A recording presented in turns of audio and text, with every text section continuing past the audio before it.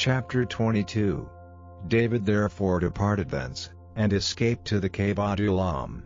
And when his brethren and all his father's house heard it, they went down thither to him. And every one that was in distress, and every one that was in debt, and every one that was discontented, gathered themselves unto him, and he became a captain over them, and there were with him about 400 men.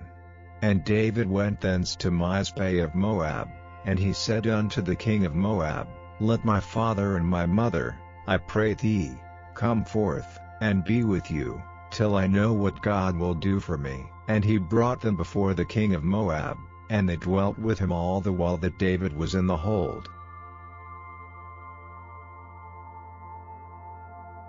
And the prophet Gad said unto David, Abide not in the hold, depart, and get thee into the land of Judah. Then David departed, and came into the forest of Hareth. When Saul heard that David was discovered, and the men that were with him, now Saul abode in Gibeah under a tree in Ramah, having his spear in his hand, and all his servants were standing about him. Then Saul said unto his servants that stood about him, Hear now, ye Benjamites, will the son of Jesse give every one of you fields and vineyards, and make you all captains of thousands, and captains of hundreds, that all of you have conspired against me? And there is none that showeth me that my son hath made a league with the son of Jesse? And there is none of you that is sorry for me, or showeth unto me that my son hath stirred up my servant against me, to lie in wait, as at this day? Then answered Doeg the Edomite, which was set over the servants of Saul, and said, I saw the son of Jesse coming to Nob, to Ahimelech the son of Ahitub. And he inquired of the Lord for him, and gave him victuals, and gave him the sword of Goliath the Philistine. Then the king sent to call Ahimelech the priest, the son of Ahitub, and all his father's house, the priests that were in Nob, and they came all of them to the king. And Saul said, Hear now, thou son of Ahitub. And he answered, Here I am, my lord. And Saul said unto him, Why have ye conspired against me, thou and the son of Jesse, in that thou hast given him bread, and a sword, and hast inquired of God for him, that he should rise against me, to lie in wait, as at this day? Then Ahimelech answered the king, and said, And who is so faithful among all thy servants as David, which is the king's son-in-law, and goeth at thy bidding, and is honorable in thine house? Did I then begin to inquire of God for him? Be it far from me, let not the king impute anything unto his servant, nor to all the house of my father, for thy servant knew nothing of all this, less or more. And the king said, Thou shalt surely die, Ahimelech, thou, and all thy father's house.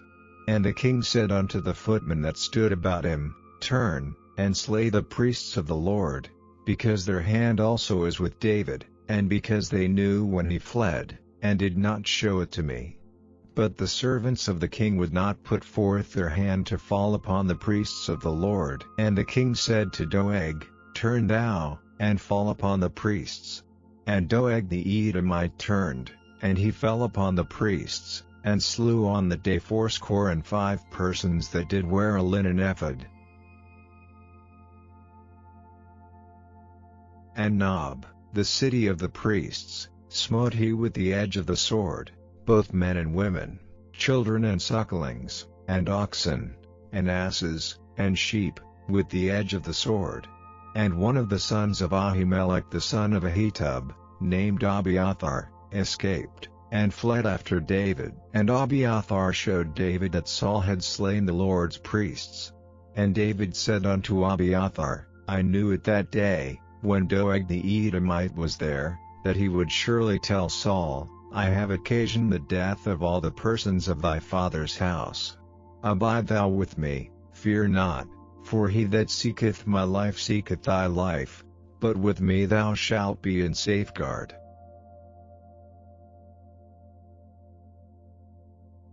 Chapter 23. Then they told David, saying, Behold, the Philistines fight against Keilah, and they robbed the threshing floors. Therefore David inquired of the Lord, saying, Shall I go and smite these Philistines? And the Lord said unto David, Go, and smite the Philistines, and save Keilah. And David's men said unto him, Behold, we be afraid here in Judah, how much more then if we come to Keilah against the armies of the Philistines? Then David inquired of the Lord yet again. And the Lord answered him and said, Arise, go down to Keilah, for I will deliver the Philistines into thine hand. So David and his men went to Keilah, and fought with the Philistines, and brought away their cattle, and smote them with a great slaughter. So David saved the inhabitants of Keilah. And it came to pass, when Abiathar the son of Ahimelech fled to David to Keilah, that he came down with an ephod in his hand. And it was told Saul that David was come to Keilah. And Saul said, God hath delivered him into mine hand, for he is shut in, by entering into a town that hath gates and bars. And Saul called all the people together to war, to go down to Keilah, to besiege David and his men. And David knew that Saul secretly practiced mischief against him, and he said to Abiathar the priest, Bring hither the ephod. Then said David, O Lord God of Israel, thy servant hath certainly heard that Saul seeketh to come to Keilah, to destroy the city for my sake. Will the men of Keilah deliver me up into his hand? Will Saul come down, as thy servant hath heard? O Lord God of Israel, I beseech thee, tell thy servant. And the Lord said, He will come down. Then said David, Will the men of Keilah deliver me and my men into the hand of Saul? And the Lord said, They will deliver thee up. Then David and his men, which were about 600, arose and departed out of Keilah, and went whithersoever they could go. And it was told Saul that David was escaped from Keilah, and he forbore to go forth. And David abode in the wilderness and strongholds, and remained in a mountain in the wilderness of Ziph. And Saul sought him every day, but God delivered him not into his hand. And David saw that Saul was come out to seek his life, and David was in the wilderness of Ziph in a wood. And Jonathan Saul's son arose, and went to David into the wood, and strengthened his hand in God. And he said unto him, Fear not, for the hand of Saul my father shall not find thee, and thou shalt be king over Israel, and I shall be next unto thee, and that also Saul my father knoweth. And they two made a covenant before the Lord, and David abode in the wood, and Jonathan went to his house. Then came up the Ziphites to Saul to Gibeah, saying, Doth not David hide himself with us in strongholds in the wood, in the hill of Hachilah, which is on the south of Jeshimon? Now therefore, O king, come down according to all the desire of thy soul to come down, and our part shall be to deliver him into the king's hand.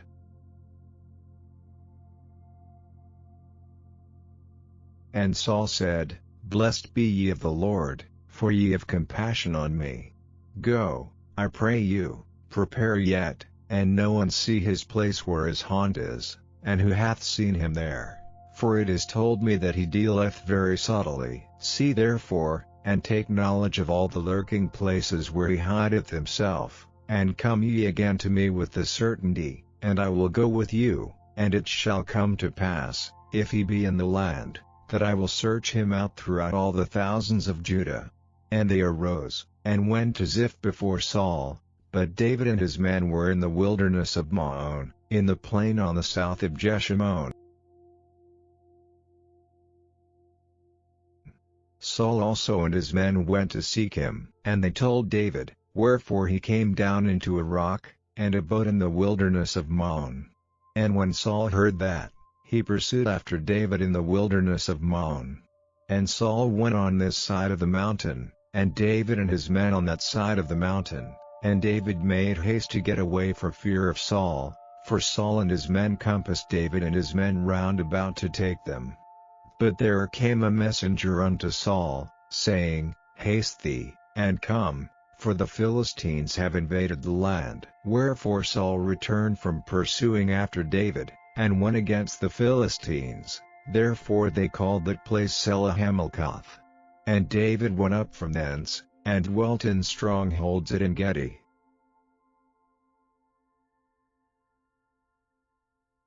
Chapter 24.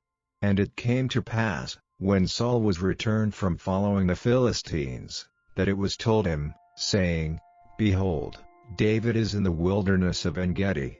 Then Saul took 3,000 chosen men out of all Israel, and went to seek David and his men upon the rocks of the wild goats. And he came to the sheepcotes by the way, where was a cave, and Saul went in to cover his feet, and David and his men remained in the sides of the cave. And the men of David said unto him, Behold, the day of which the Lord said unto thee, Behold, I will deliver thine enemy into thine hand, that thou mayest do to him as it shall seem good unto thee. Then David arose, and cut off the skirt of Saul's robe privily. And it came to pass afterward, that David's heart smote him, because he had cut off Saul's skirt.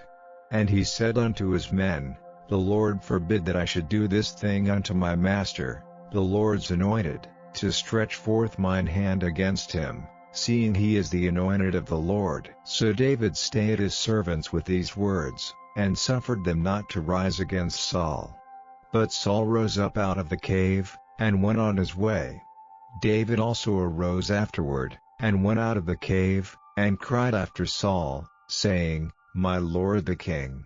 And when Saul looked behind him, David stooped with his face to the earth, and bowed himself. And David said to Saul, Wherefore hearest thou men's words, saying, Behold, David seeketh thy hurt? Behold, this day thine eyes have seen how that the Lord had delivered thee today into mine hand in the cave, and some bade me kill thee, but mine eye spared thee, and I said, I will not put forth mine hand against my Lord, for he is the Lord's anointed. Moreover, my father, see the skirt of thy robe in my hand, for in that I cut off the skirt of thy robe, and killed thee not. Know thou and see that there is neither evil nor transgression in mine hand, and I have not sinned against thee, yet thou huntest my soul to take it. The Lord judge between me and thee, and the Lord avenge me of thee, but mine hand shall not be upon thee. As saith the proverb of the ancients, wickedness proceedeth from the wicked, but mine hand shall not be upon thee. After whom is the king of Israel come out? After whom dost thou pursue? After a dead dog, after a flea. The Lord therefore be judge, and judge between me and thee, and see, and plead my cause, and deliver me out of thine hand. And it came to pass, when David had made an end of speaking these words unto Saul, that Saul said, Is this thy voice, my son David? And Saul lifted up his voice, and wept. And he said to David, Thou art more righteous than I, for thou hast rewarded me good, whereas I have rewarded thee evil. And thou hast showed this day how that thou hast dealt well with me, forasmuch as when the Lord had delivered me into thine hand, thou killedst me not. For if a man find his enemy, will he let him go well away? Wherefore the Lord reward thee good for that thou hast done unto me this day. And now, behold, I know well that thou shalt surely be king, and that the kingdom of Israel shall be established in thine hand. Swear now therefore unto me by the Lord, that thou wilt not cut off my seed after me, and that thou wilt not destroy my name out of my father's house. And David sware unto Saul. And Saul went home, but David and his men gat them up unto the hold.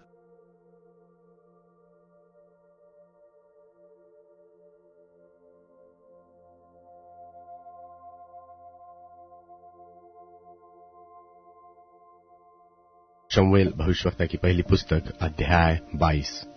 और दाऊद वहां से चला और अदुल्लाम की गुफा में पहुंचकर बच गया, और यह सुनकर उसके भाई वरन उसके पिता का समस्त घराना वहां उसके पास गया, और जितने संकट में पड़े थे और जितने कृणी थे और जितने उदास थे वे सब उसके पास इकट्ठे हुए, और वह उनका प्रधान हुआ, और कोई 400 पुरुष उसके साथ हो गए।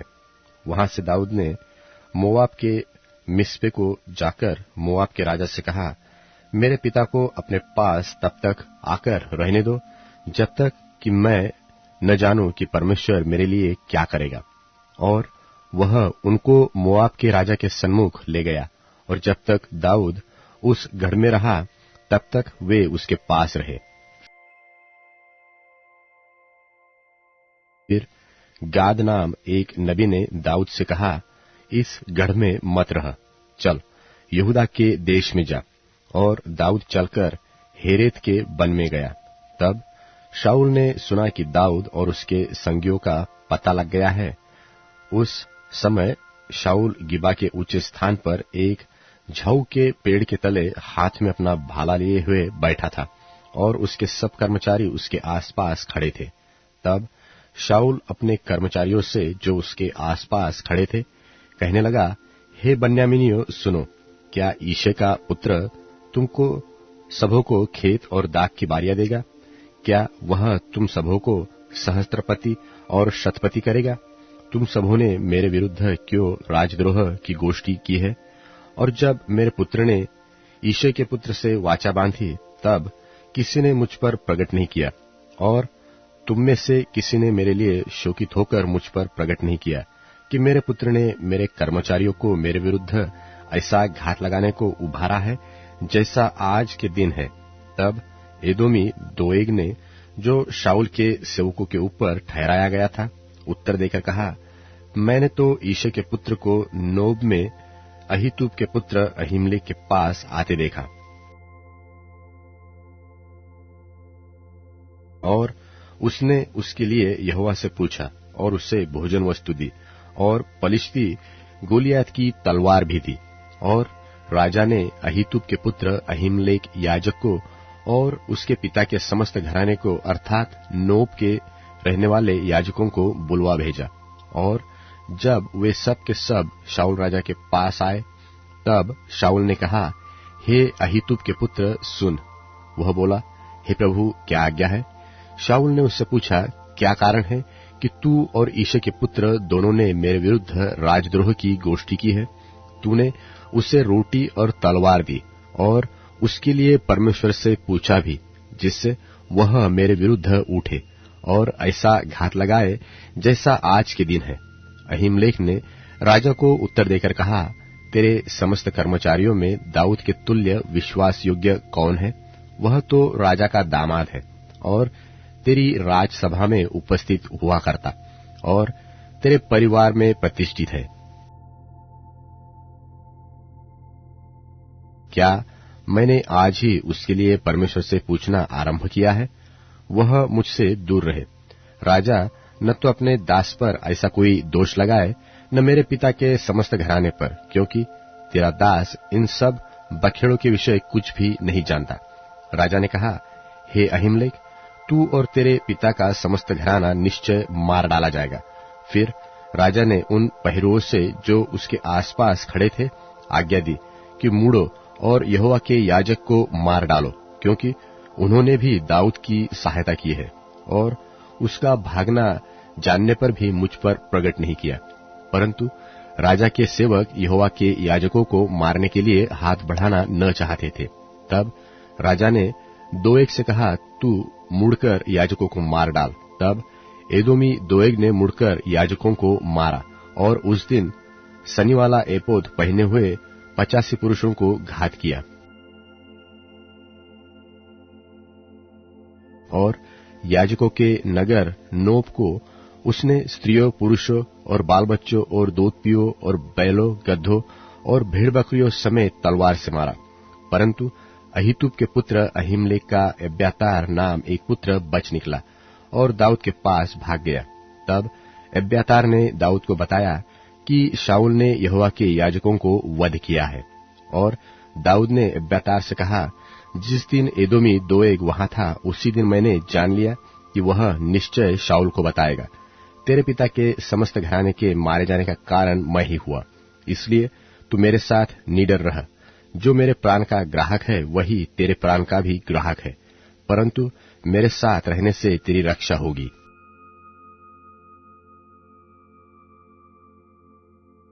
शमूएल भविष्यवक्ता की पहली पुस्तक अध्याय 23। और दाऊद को यह समाचार मिला कि पलिश्ती लोग कीला नगर से युद्ध कर रहे हैं और खलिहानों को लूट रहे हैं। तब दाऊद ने यहोवा से पूछा कि क्या मैं जाकर पलिश्तियों को मारूं?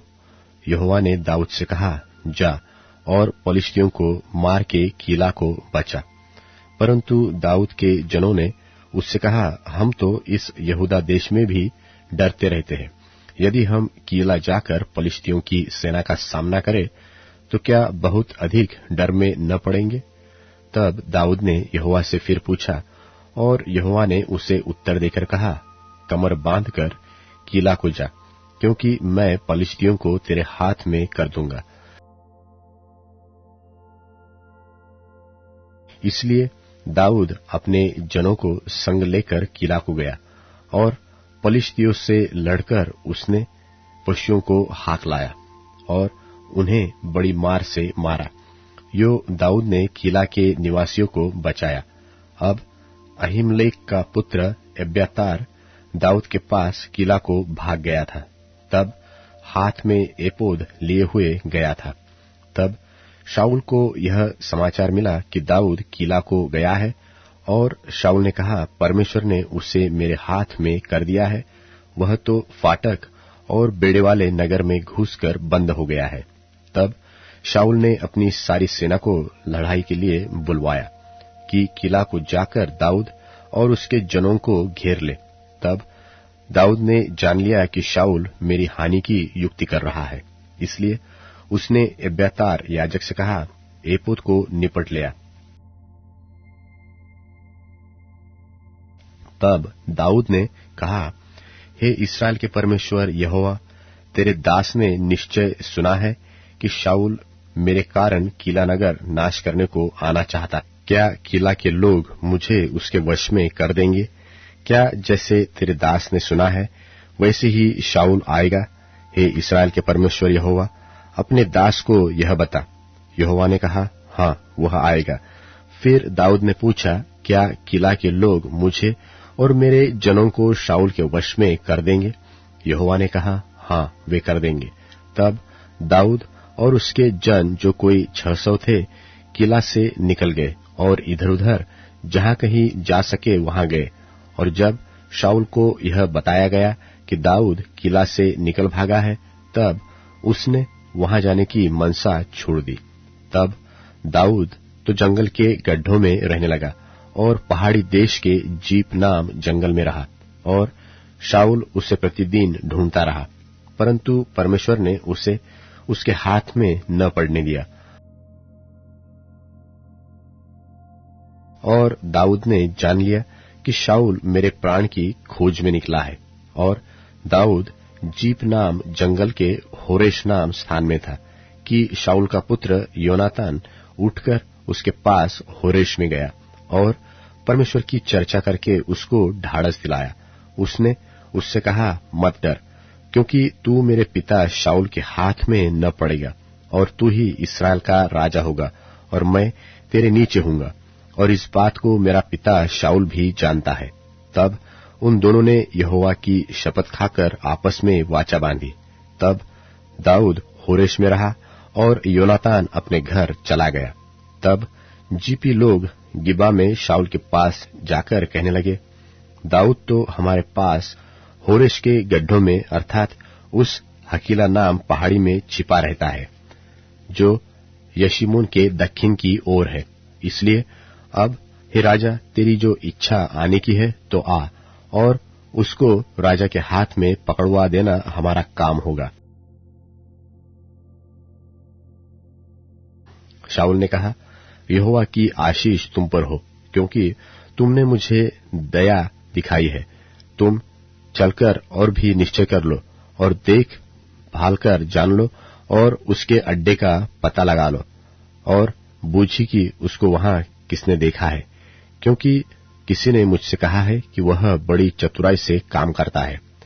इसलिए जहां कहीं वह छिपा करता है, उस स्थानों को देख देख कर पहचानो, तब निश्चय करके मेरे पास लौट आना, और मैं तुम्हारे साथ चलूंगा। और यदि वह उस देश में कहीं भी हो, तो मैं उसे यहूदा के हजारों में से ढूंढ निकालूंगा। तब वे चलकर शाऊल के पहले जीप को गए, परंतु दाऊद अपने जनों समेत आमोन नाम जंगल में चला गया था, जो अराबा में यशीमोन के दक्षिण की ओर है। तब शाऊल अपने जनों को साथ लेकर उसकी खोज में गया। इसका समाचार पाकर दाऊद पर्वत पर से उतरकर अम्मोन जंगल में रहने लगा। यह सुन शाऊल ने माऊन जंगल में दाऊद का पीछा किया। शाऊल तो पहाड़ की एक ओर और दाऊद अपने जनों समेत पहाड़ की दूसरी ओर जा रहा था, और दाऊद शाऊल के डर के मारे जल्दी जा रहा था।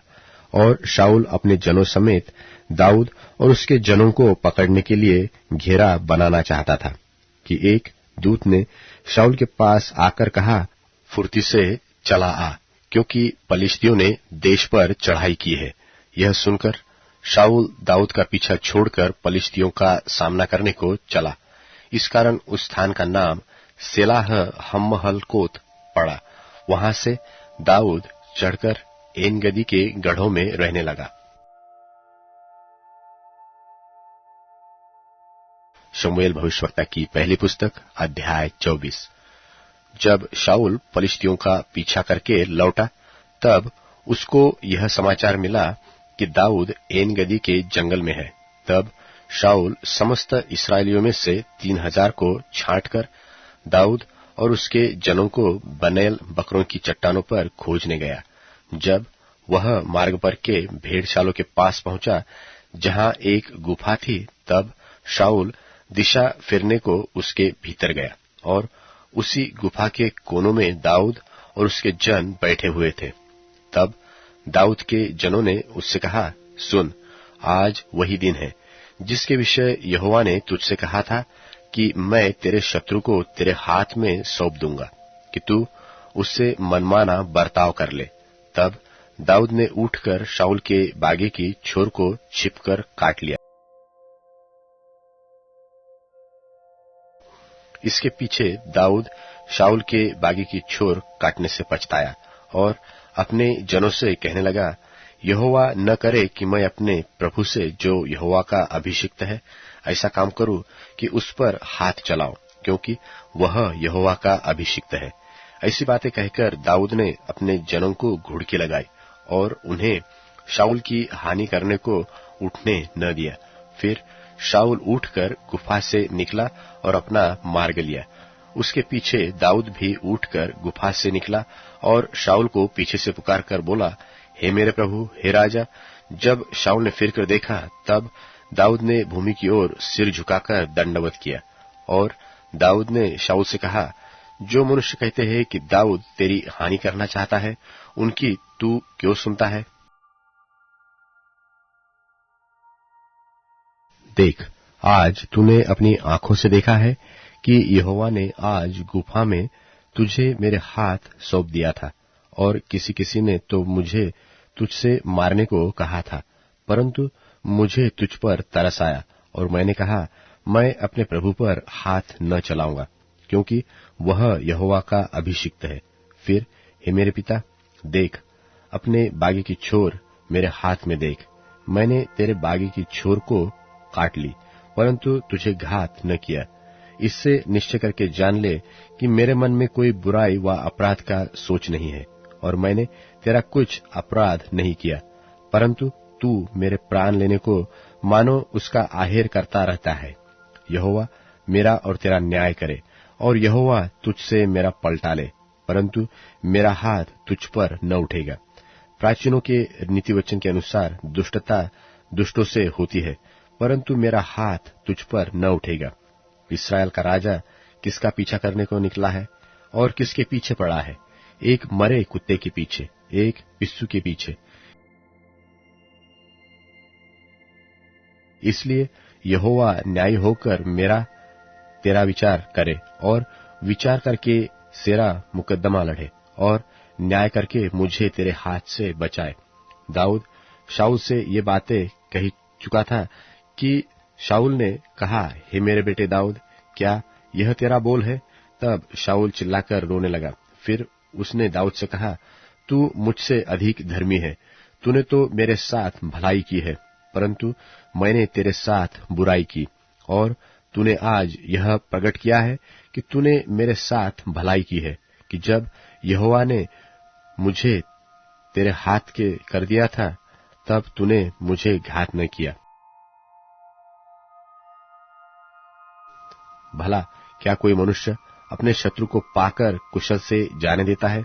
इसलिए जो तूने आज मेरे साथ किया है, इसका अच्छा बदला यहोवा तुझे दे।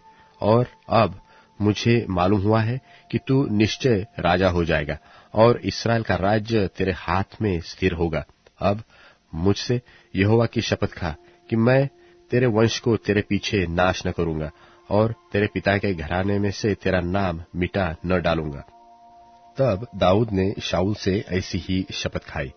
तब शाऊल अपने घर चला गया और दाऊद अपने जनों समेत गढ़ों में चला गया।